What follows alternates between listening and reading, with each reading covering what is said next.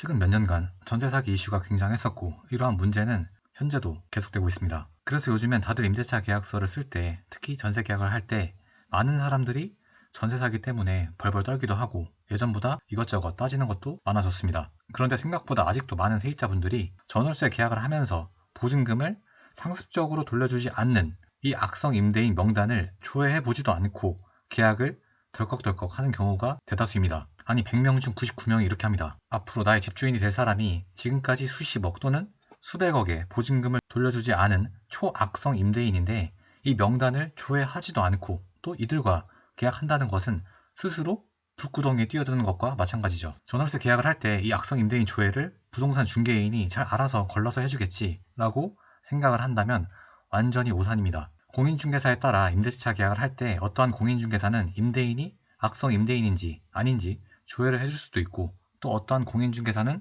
안 해줄 수도 있습니다. 실상 대부분의 부동산에서 이 악성 임대인 조회를 하지 않습니다.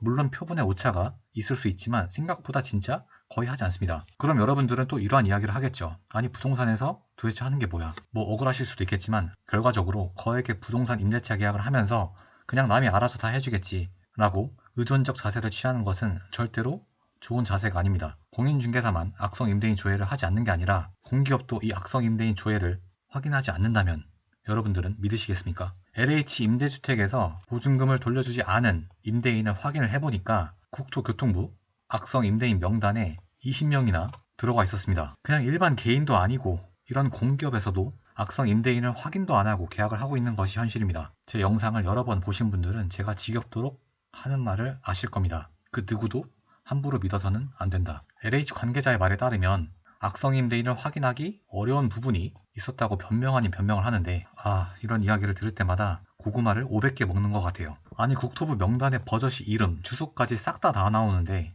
검증이 어렵다면 뭘 보고 검증을 하는 걸까요? 이렇게 사이트 들어가면 이름, 나이, 주소까지 다 나오는데 어떻게 검증이 안 되냐고요. 검증을 안 했다고 봐야죠. 1월 2일자 악성 임대인 명단이 공개가 되었는데 1177명이 1조 9천억이나 떼먹었다고 합니다. 진짜 어마어마한 금액이네요. 이 중에 가장 최연소 악성 임대인은 19세라고 합니다. 그리고 혼자서 보증금 채무액이 가장 많은 초악성 임대인은 그 금액만 862억이라고 합니다. 정부는 2023년 12월 27일부터 악성 임대인의 이름, 나이, 주소, 임차보증금, 채무 불이행 기간 등을 공개하고 있습니다. 그런데 보증금을 돌려주지 않은 이 모든 임대인이 악성 임대인 명단에 들어가는 것은 아니고 일부 조건이 있는데요. 이 악성 임대인 명단 공개 대상자에 들어가려면 우선 첫 번째, 주택도시보증공사 즉 허그가 세입자에게 집주인 대신 전세금을 돌려주고서 청구한 구상채무가 최근 3년간 2건 이상 있었던 임대인이어야 하고 그리고 이 액수가 2억 원 이상인 임대인이 공개 명단 대상자에 속합니다. 세 번째가 있는데 이건 좀 이따 알려드릴게요. 이 악성 임대인 명단을 어떻게 확인할 수 있을까요? 우선 네이버에 안심전세 포털이라고 검색을 합니다. 그럼 이거 클릭하시면 되고요. 그럼 여기서 파란색 화면인 꼼꼼하게 예방하기 이거를 클릭을 하시고 왼쪽 제일 하단부 상습 채무 불이행자 조회 이거를 클릭을 하시면 아까 보셨던 이 악성 임대인 명단이 나옵니다. 개인정보 때문에 제가 가리긴 했는데 실제 여러분들께서 들어가서 보시면 이름, 나이, 상세 주소까지 모두 확인하실 수 있습니다. 페이지 수가 118페이지까지 나오네요. 이렇게 악성 임대인 조회하는 방법까지 상세히 알려줬는데도 나중에 전세 계약서를 쓸 때 이 악성 임대인 명단을 조회를 하지 않아서 실상 이 악성 임대인과 임대차 계약 작성을 해가지고 나중에 전세 사기 당했다고 이야기를 하면 제 입장에서 더 이상 할 말은 없습니다. 단 여기서 주의할 점이 있습니다. 이 악성 임대인 명단 아래 잘 읽어보시면 상기 채무액은 해당 임대인의 채무액 전체를 의미하는 것은 아니며 주택도시기금법 개정안 시행일 2023년 9월 29일 이후 신규로 발생한 채무액만 합산한 것이다. 아니 그러면 이 2023년 9월 29일 전 악성 임대인은 명단에 조회가 되지 않는 것이냐? 예, 그렇습니다.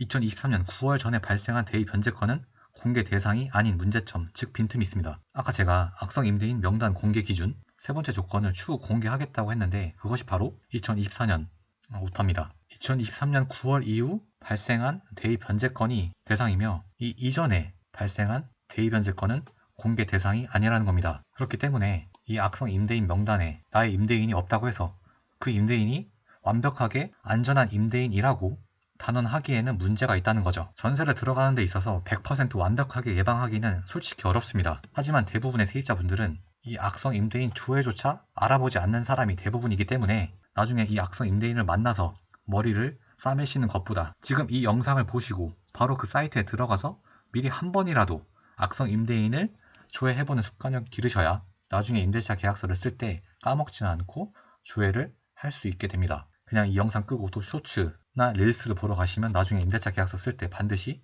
기억이 안 날 겁니다. TV는 정말 바보 상자가 맞습니다. 보면 볼수록 내가 바보가 되기 때문에 바보 상자인 것도 있지만 언론사도 문제가 많다고 봅니다. 언론 자체도 시작부터 프레임을 씌우고 시청자들에게 영상을 보여주는 경우가 많습니다. 부자는 악이고 또 세입자는 선하지만 임대인은 악이다. 이런 프레임을 계속 씌워놓고 뉴스 등을 내보내죠. 그렇게 해야 조회수가 잘 나오니까요. 하지만 실상은 악성 임대인도 많지만 정말 피말리게 하는 세입자도 많습니다. 그게 뉴스에 관심을 받지 않아서 그렇죠. 어찌되었든 세입자의 보증금을 안전하게 지켜주고 돌려주는 것은 임대인의 당연한 의무인 만큼 임대인들은 항상 책임감을 갖고 임대 생활을 해야 하는 것은 부인할 수 없는 사실이겠죠. 이렇게 좋은 내용을 알려드렸는데 좋아요, 구독, 알람 안 하고 가시는 건 아니겠죠? 신규로 구독하신 분들은 제가 틈틈이 확인하고 있습니다. 항상 감사드리고요. 올 한 해도 좋은 일만 있으시길 바랄게요.